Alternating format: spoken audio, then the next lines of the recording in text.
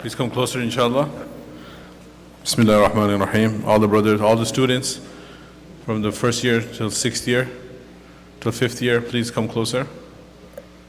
7th year, I believe, have classes. All the students should come participate in the seminar. All our guests as well, please come closer.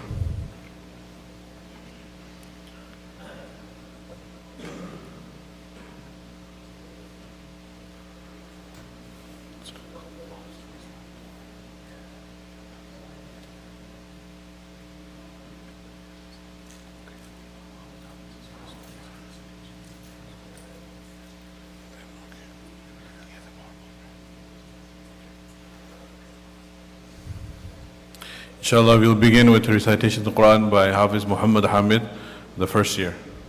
Jazakullah.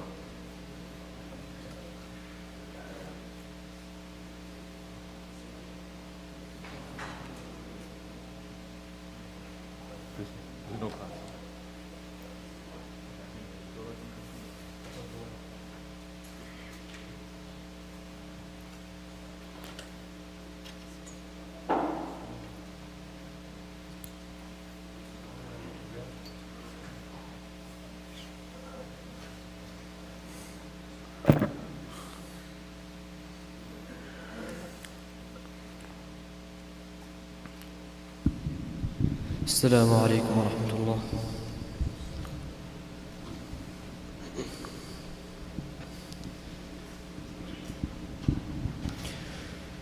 أعوذ بالله من الشيطان الرجيم. بسم الله الرحمن الرحيم. ومن يشاقق الرسول من بعد ما تبين له الهدى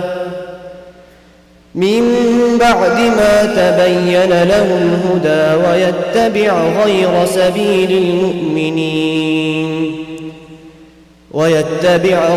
سبيل المؤمنين نوله ما تولى ونصله جهنم وساءت مصيرا. إن الله لا يغفر أن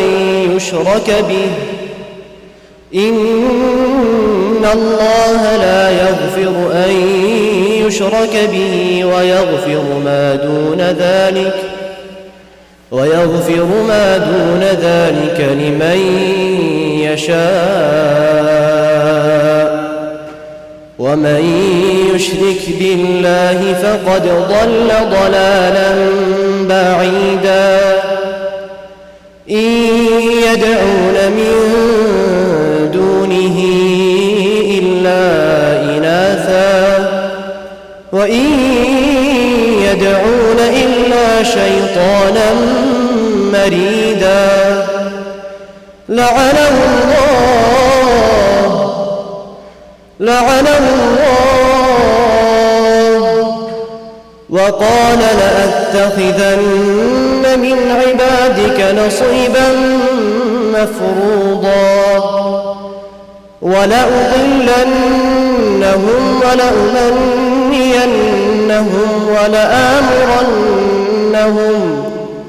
ولآمرنهم فليبتكن آذان الأنعام ولآمرنهم فليغيرن خلق الله. ومن يتخذ الشيطان وليا من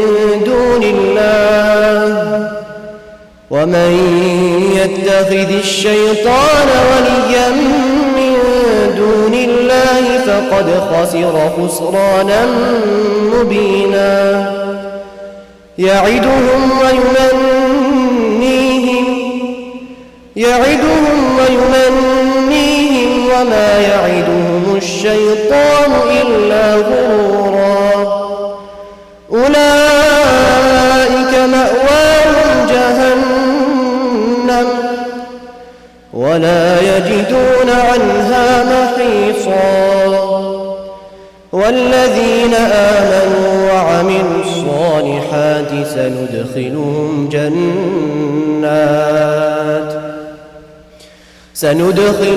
جنات تجري من تحتها الأنهار سندخلهم جنات تجري من تحتها الأنهار خالدين فيها أبدا وعد الله حقا ومن أصدق من الله قيلا وعد الله حقا ومن أصدق من الله قيلا صدق الله العظيم. Bismillahirrahmanirrahim. Jazakumullahu Khairun. May Allah reward you for the beautiful qiraat. Our speaker tonight is Mufti Saad Rauf. He was brought up in the Detroit metro area. And during his teenage years, he became deeply concerned about the deteriorating faith of the Muslims around him, especially his fellow youth. He observed there was a lack of Islamic leaders raised in America who could relate to the troubled and confused population of young Muslims. With a yearning desire to help fill that void, Maulana Saad, he began studying the Islamic sciences under the tutelage of the senior scholars living in the Detroit area. After a few years, he moved to Chatham, Ontario, where he diligently completed the 6-year Alamiya program at Darul Uloom, Canada. And he graduated with the highest honors. The following year, he moved to the Chicagoland area and began specializing in Islamic jurisprudence under the founder of the American Fiqh Academy, Mufti Abrar Mirza. After completing this IFTA specialization course, Mufti Saad joined Dar es Salaam team of instructors and has been teaching here. So alhamdulillah, he's one of our Alim course teachers. We are very excited that he will be presenting tonight our monthly seminar regarding disconnecting with the digital, how we can calibrate our compass in this digital age of technology. Jazakumullah Khairun.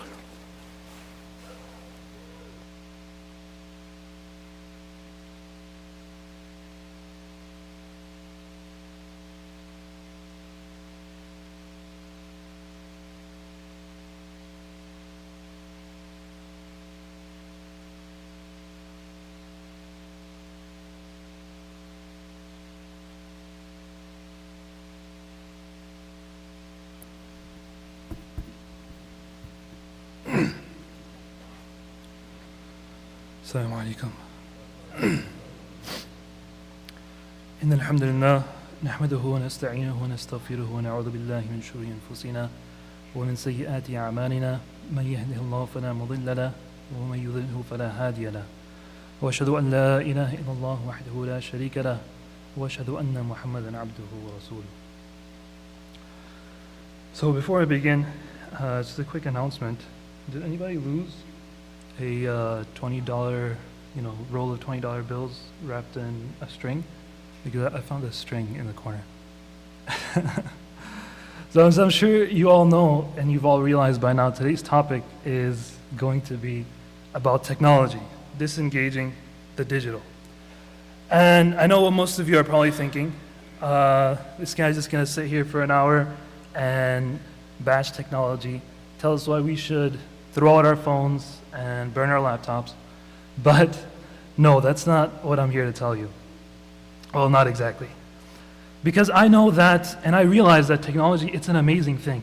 And it benefits us in so many ways. And I myself use technology every single day. Not only for personal use, but even here at Dar es Salaam, as Mufti Minhaj mentioned, I started teaching here this year.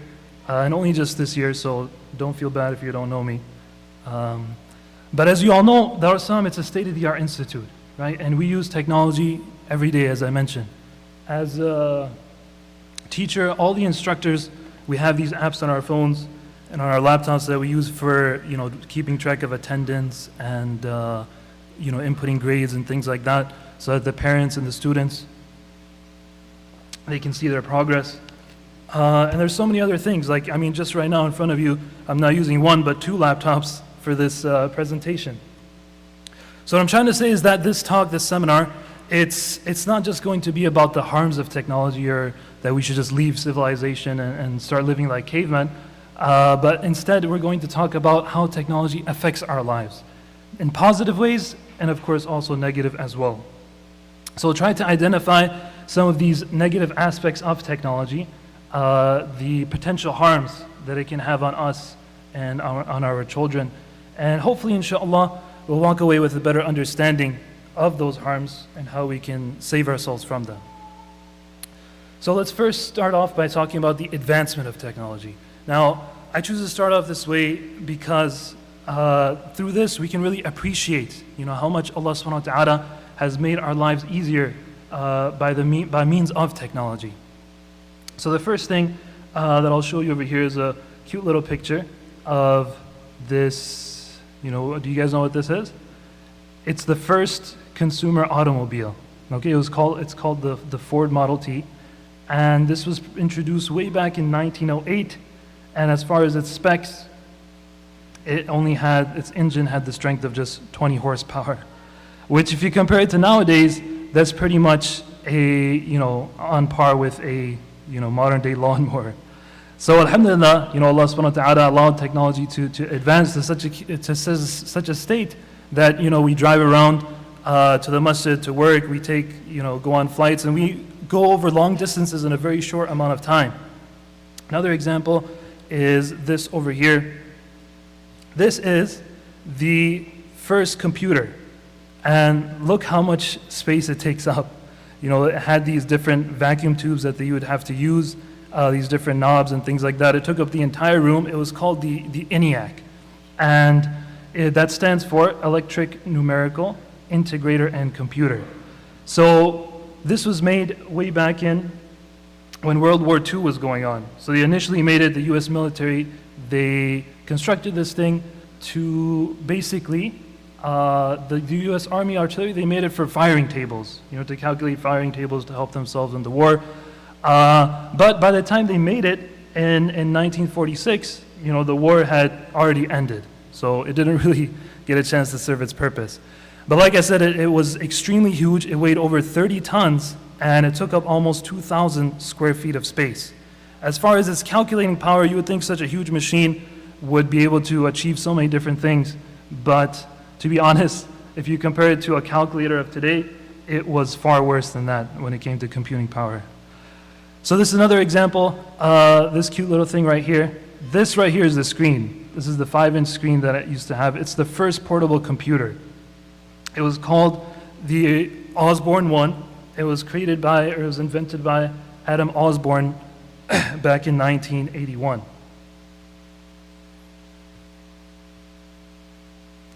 So I know it looks probably really small, but this actually weighed 24 pounds. And as far as its memory, it literally only had 64 gigabytes of memory, not even 1 megabyte.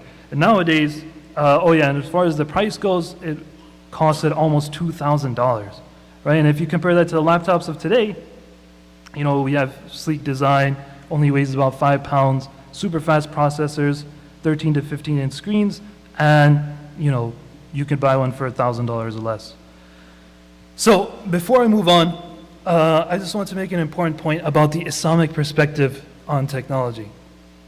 Now, Islam appreciates and welcomes all forms of advancement as long as it does not go against the teachings of the Prophet ﷺ and that which Allah subhanahu wa ta'ala has revealed. And we see examples of this in the life of the Prophet ﷺ himself and also the companions radiallahu ta'ala anhum ajma'in. For example, in the 8th year of Hijrah, the Muslims, they conquered Makkah, right? And soon after that, the tribe of Thaqif was assembling an army in Ta'if to attack the Muslims. So the Muslims, they advanced to Ta'if, and outside of the city, they confronted the army, and this was known as Ghazwa Hunayn, the Battle of Hunayn. So after the battle, the enemy that survived, they fled to Ta'if, and they went into these fortified buildings that they had created for this very purpose, right? And they had these buildings, they had extremely thick walls. So the Muslims weren't able to penetrate into those buildings and gain access into there. So what they did was they borrowed an idea from the Persian Empire, and they used this thing called a manjaniq, or as we might know it, a catapult.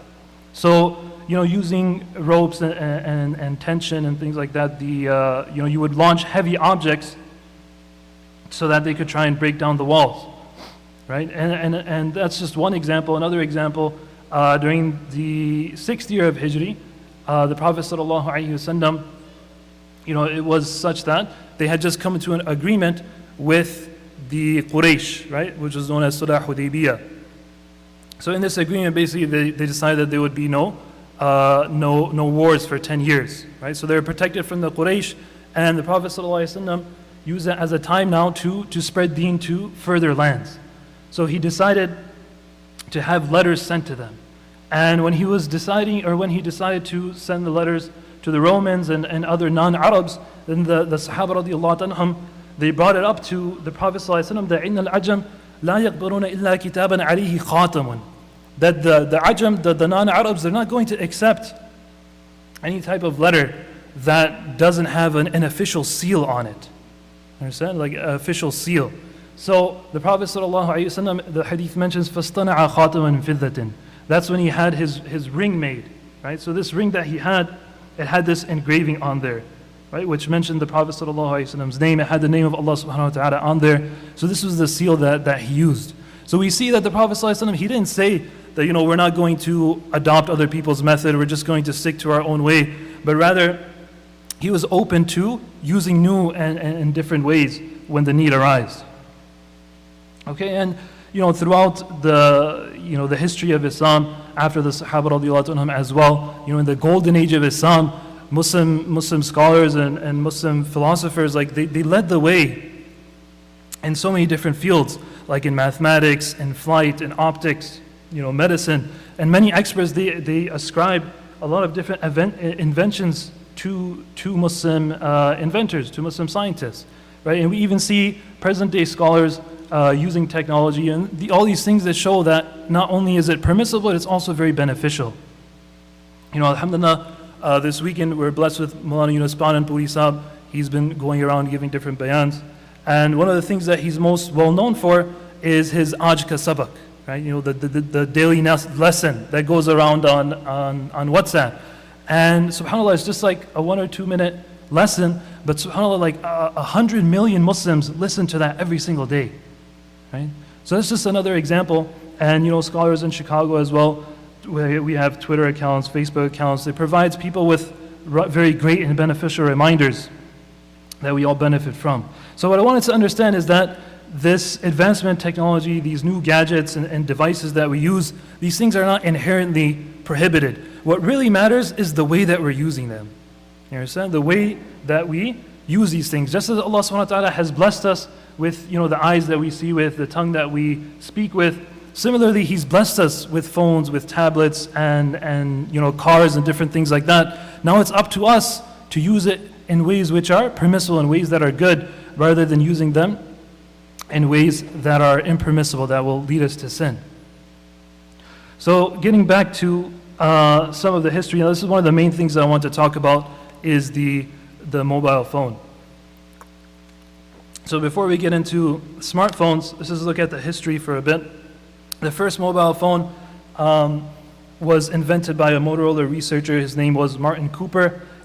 He made the first mobile telephone call back in April of 1973.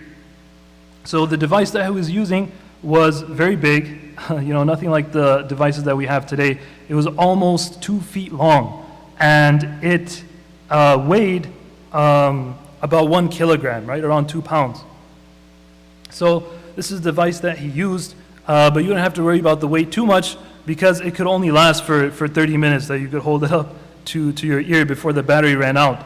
And when you wanted to charge it, it would take 10 hours just to recharge.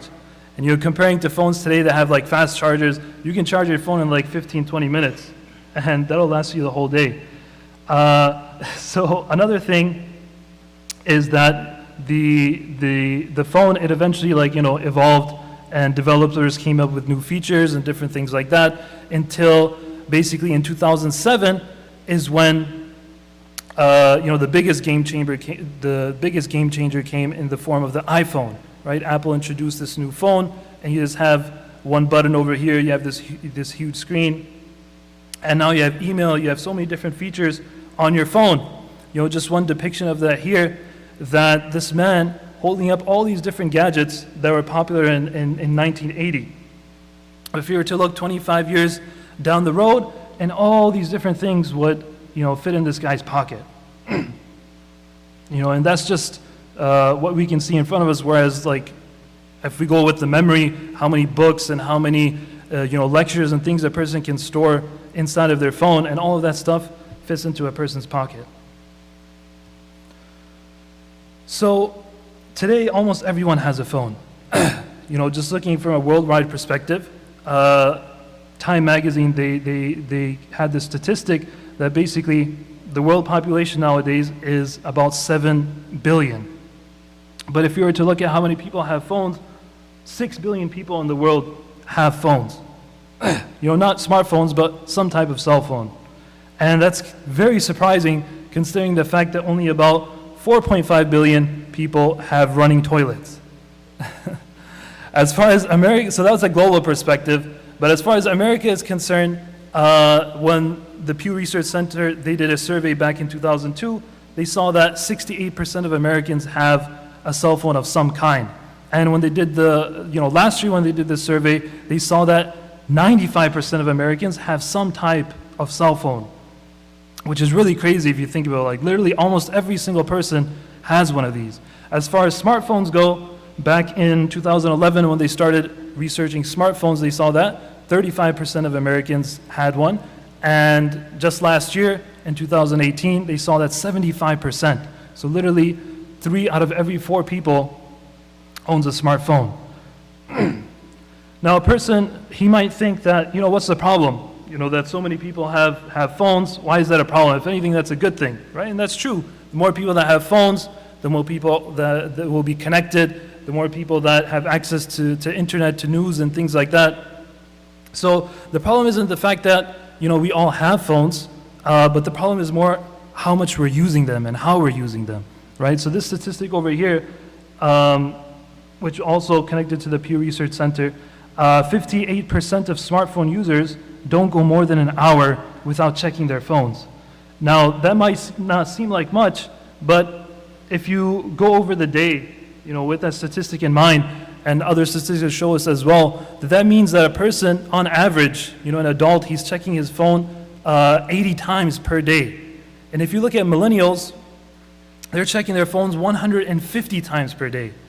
And you think like, man, why are they getting so many messages and notifications? Well, it's not just phone calls and text messages, but 67% of people are just, you know, looking at the phone, even if there's no message.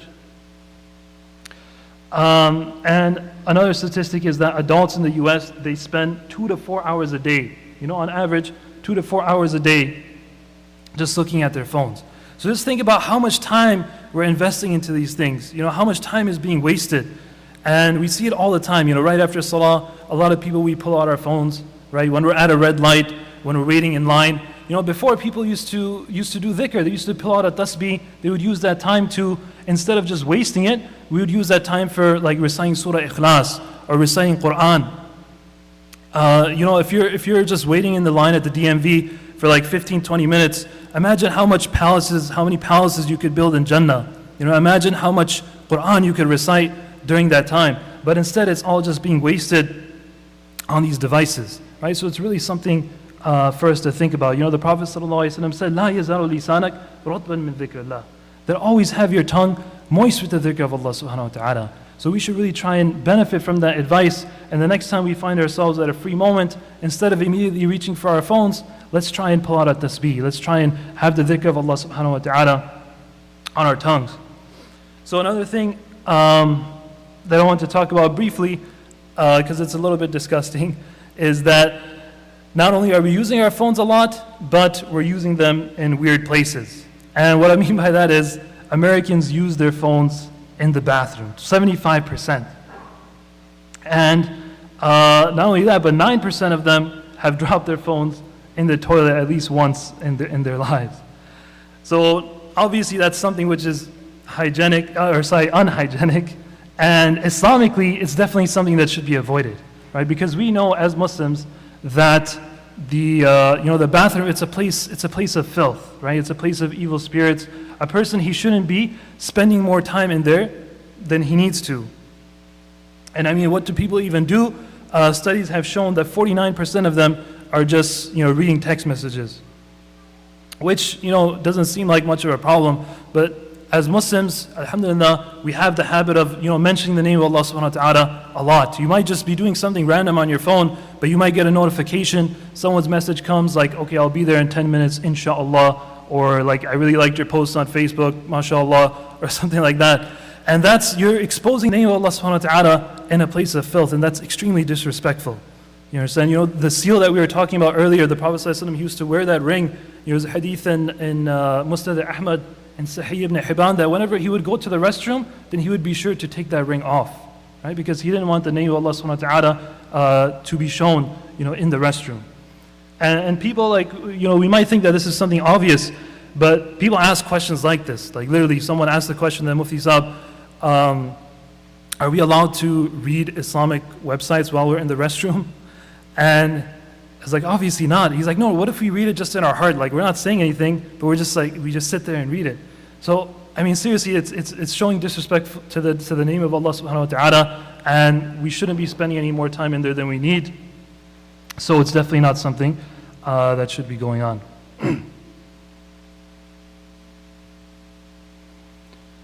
Okay, so just a quick question for you guys. Can anyone who's ever misplaced their phone or lost their phone, can you raise your hand, please? If you ever lost your phone, if you ever, so quite a few people. So how did you feel, Zahib? How did you feel when you lost your phone? Anxious, right? Right? Is that something that other people feel as well? Right. So it's not something that, don't worry. It's not something just specific to you. It's something that is very common. So common, in fact, that there's a word for it. This word nomophobia, it was added into the Webster's dictionary back in 2016. And it's a real thing. It's derived from the phrase no mobile phobia. And this is something, like I said, a lot of people go through this. In fact, studies show that 73% of people, when they lose their phones, they feel this, little heart attack. They feel panic, they feel anxious when they lose it. And the strange thing, though, is that 7% of people actually report feeling physically sick. Like, what's up with that? What is this attachment that we have with our phones, that when we lose it, some people actually come down with a fever and they feel sick when that happens. So a lot of research, has gone into this. Why are we so attached to our phones? So the thing is that our phones, they've been designed in such a way that it keeps us coming back for more. So let me try and explain, through this cute little thing that we have over here. If anyone's ever played games on their phone, this is a popular game. I've never played it myself, but it's very similar to a lot of other games. And the way that these games work is that they give you some kind of objective. They give you some kind of goal. Like in this game, you match these shapes, and then you have to clear the jelly, right? So it's to achieve that goal. And once you achieve that goal, then your brain, what it does is that it rewards you with this little burst of a chemical called dopamine. Okay, so dopamine, it's a neurotransmitter, which is basically like a chemical that's released by your neurons. And dopamine, it causes a person to feel good. And the thing about dopamine, though, is that not only does it make you feel good, but it keeps you coming back for more. And pretty much every time, if you're playing this game and you get to the next level or you achieve something else, then your brain, it gets rewarded because you have this new content now. Like you have a new level, you achieve something else. That's why it keeps pushing you to keep on going to the higher levels, because you're expecting something in the next place, something different. So this cycle just continues. They're like, okay, that's something new, another shot of dopamine. That's something new, another hit of dopamine. So this cycle results in something which is called a compulsion loop. Okay, or sometimes people call it a dopamine loop. And interestingly enough, this is the same loop which is responsible for behaviors that are associated with people that smoke cigarettes or even hard drugs like crack cocaine. It's obviously not to the same extent, but this is the same loop, the same phenomenon that causes addiction to substances like that. So a person might be thinking like, okay, I'm fine because I don't play games, I'm not a kid. But this is just one example, whereas notifications and text messages and things like that, it causes the same thing.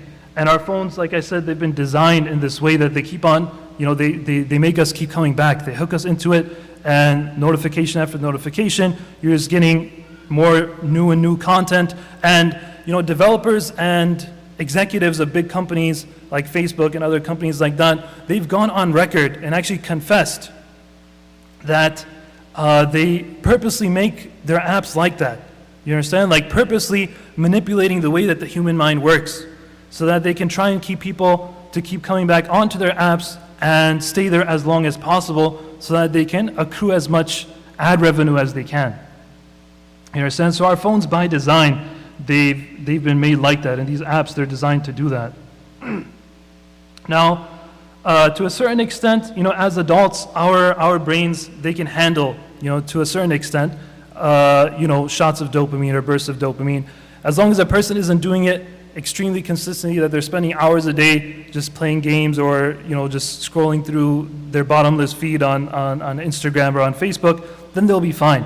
But the thing is that children, you understand? Children, they are in no way, their brains are in no way prepared for these floods of dopamine, right? And unfortunately, it's a very big problem nowadays, especially infants, that it's affecting, their prefrontal cortex, and, they have lower gray matter. Studies show that the kids that are exposed to these things, especially at a very young age, that it leads to a lot of different problems. And that could be just like a kid, using a tablet or watching cartoons, even if it's just like on YouTube or watching TV, all these different things, screen time in general is very detrimental for a child or for a baby's development of his brain.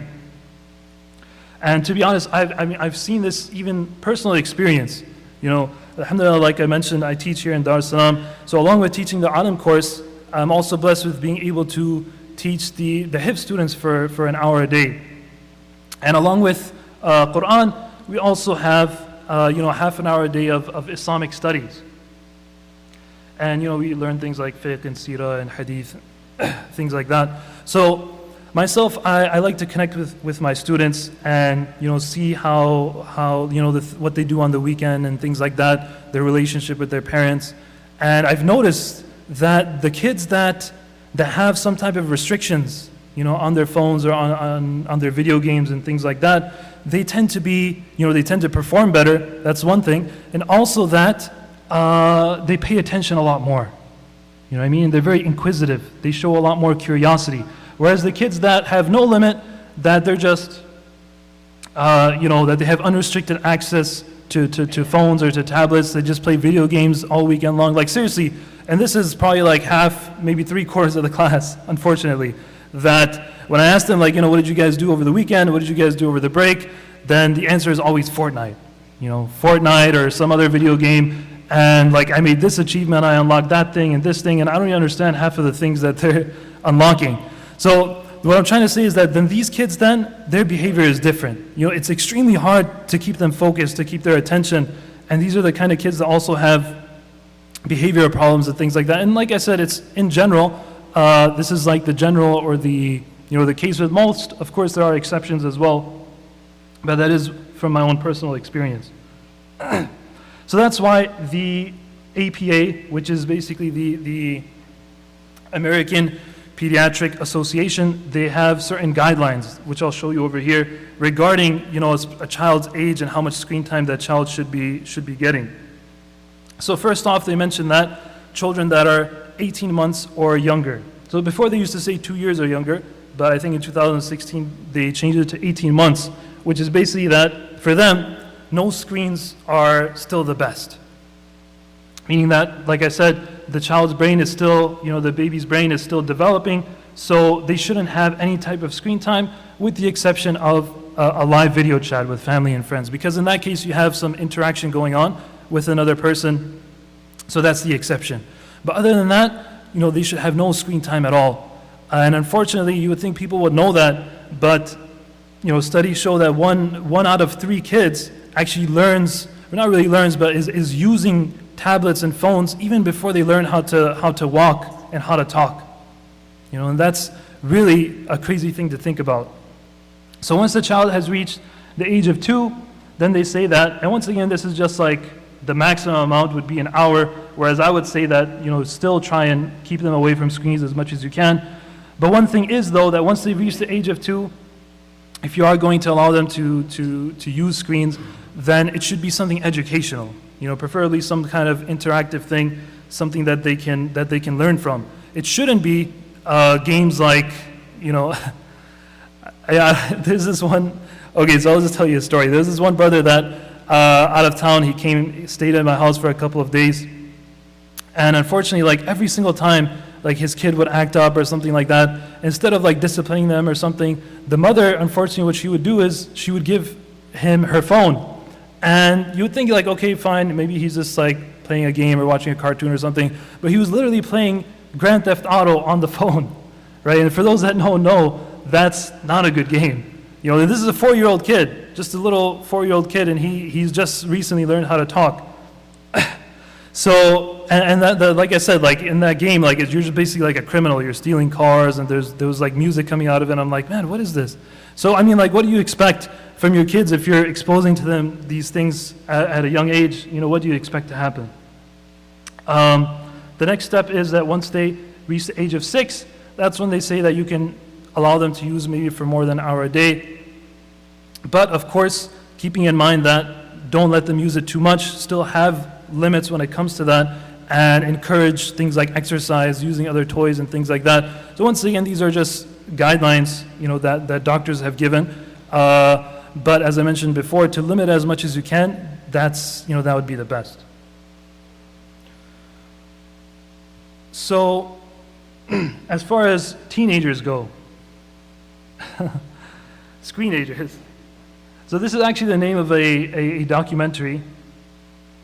Someone recommended it to me. Unfortunately, I really haven't had the time to watch it myself yet. But like I said, parents, they recommend it. It's very informative and interesting. And there's so many problems associated with teenagers. Really, it deserves a session on its own. And we won't have the time to go super into it because there's so many different things out there, like online dating and different aspects of social media and things like that. A lot of dangers that unfortunately are affecting Muslims as well, Muslim teenagers. So there's definitely something important. A lot of things that parents do ask, though, is what age should I get my child a phone, or what age should I get my teenager a cell phone? So what you shouldn't do is what the nation average is, that around the ages of 9 and 10, that's usually the average of when a child is being given a phone, a smartphone, right, with unrestricted access to the internet and to games as much as they want. So that obviously should not be going on. Around that age, though, if the child is becoming more independent and going outside and things like that, and you just want to be, as a safety issue, you want to have them have a phone for emergencies or if they need to call you, then just get them a simple phone without internet access that they can use. And then maybe around the ages of like 14 or 15, if you see that they're mature, that they're responsible, then you can give them a phone around that time, right? But once again, or rather, the important thing, though, is not really like the age in which you give it. The more important thing is that you really talk to your kids. Talk to your kids about the different harms of technology, the different potential harms, that the different things when it comes to the internet and being safe and things like that. What's really important, like I said, is that you talk to them, you communicate with them, and you make them understand, why you're placing certain limits on them. Okay, and as far as those limits go and those restrictions go, we should have certain rules. Okay, and these rules aren't just for our kids, but they're also for ourselves. So one thing is that no phones should be allowed at the dasrikhan. I was about to say dinner table, but the dasrikhan, right? No one should have a phone at dinner time. That's the time where you spend quality time with your family, you see how people's day is going, like that should definitely not be there. And like I said, this rule is not only for the kids, but for ourselves as well. We shouldn't be sitting at dinner, scrolling through our phone or talking on the phone or anything like that. Just like how we expect them to adhere to those restrictions, we should do the same thing as well. Another thing is that no phones should be allowed in the bedroom. Understand? Not only for, once again, teenagers, but also for ourselves. Even if a person is married, like this is the time where you can, this is a key time where you can connect with your spouse, and we're so busy throughout the day. This is one of the few times that you get that you can talk and see how we're doing.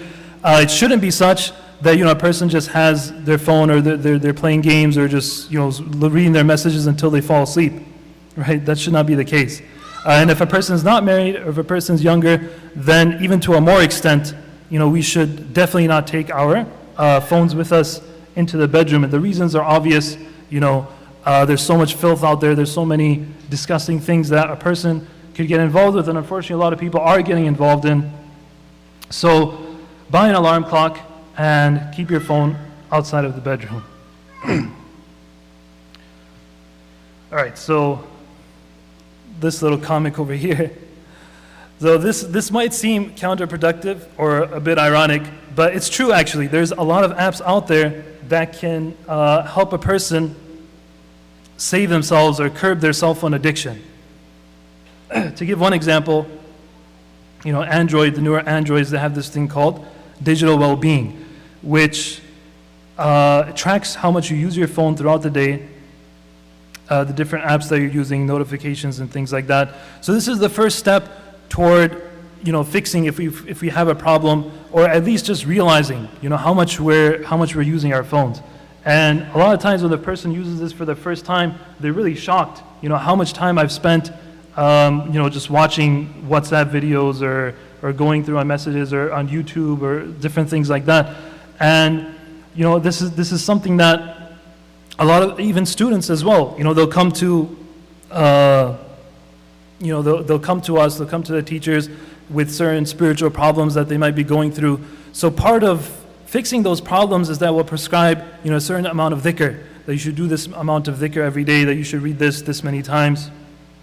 But a lot of times they come back after a few days and they're saying like, I just don't have time to do all this dhikr, right?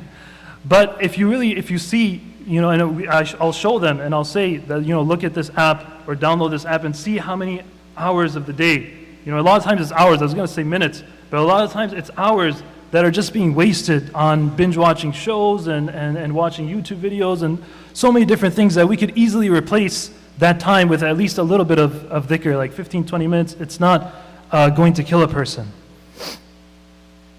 And so this one is for Androids.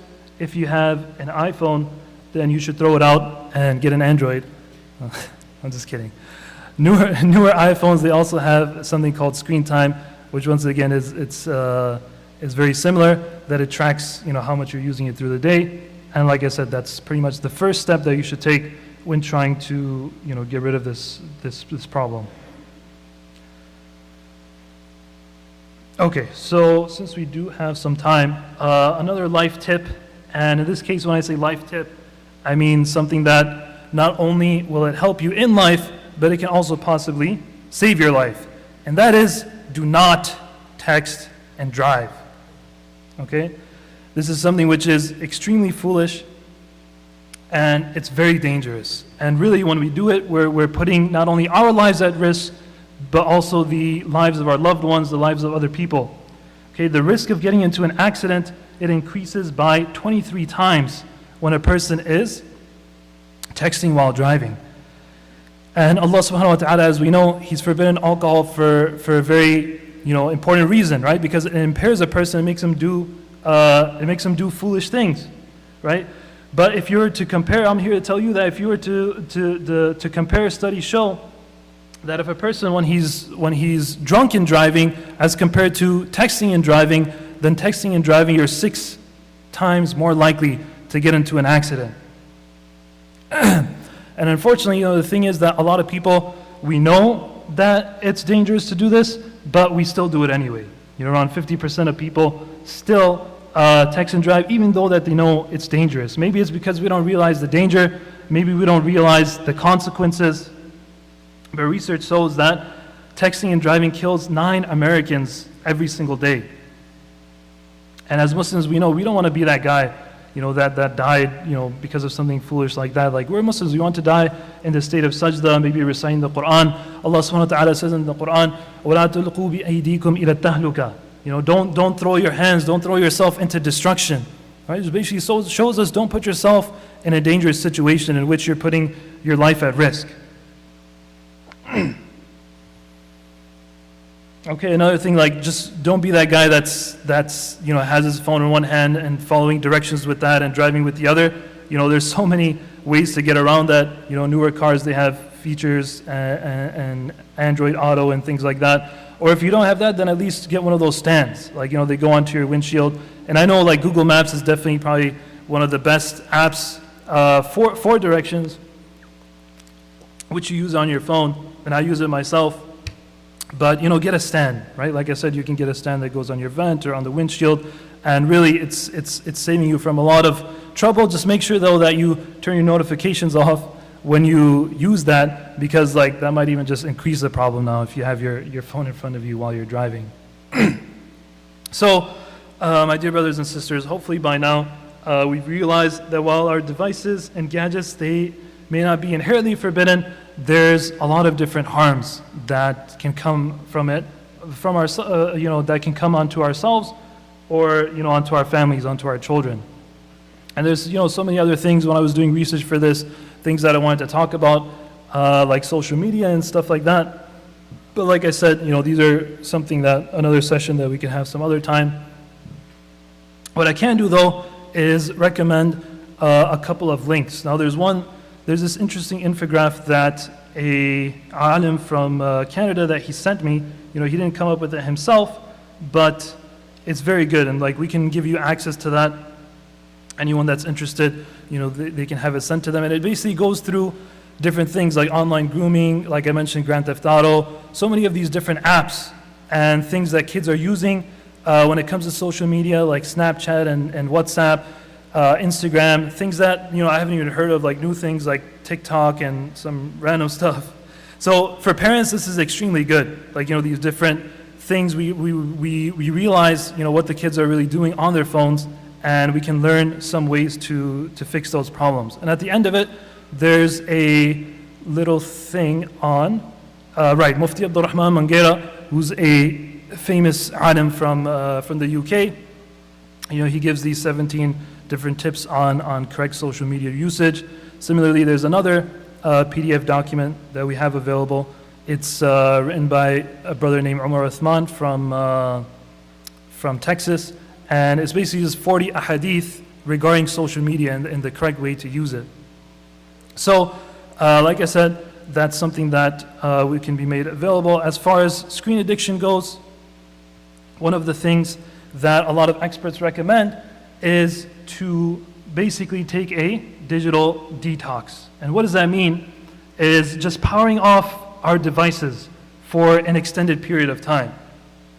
And this is something that I've got the chance to try myself multiple times throughout my life, and I'm planning on doing it this Ramadan as well. And I can say from personal experience that when you completely just disconnect from your phone and from your tablet and all these your emails and stuff like that, it really changes you, like mentally. Like, you feel so much more focused, you have so much more concentration, not only in salah but just in general. And subhanAllah, I know a few brothers that have done this, and literally now they live without smartphones. Right? And these are working adults. They're living without smartphones. They just use simple phones with calling and text messages and just the basic necessity that you need. So that's the ideal.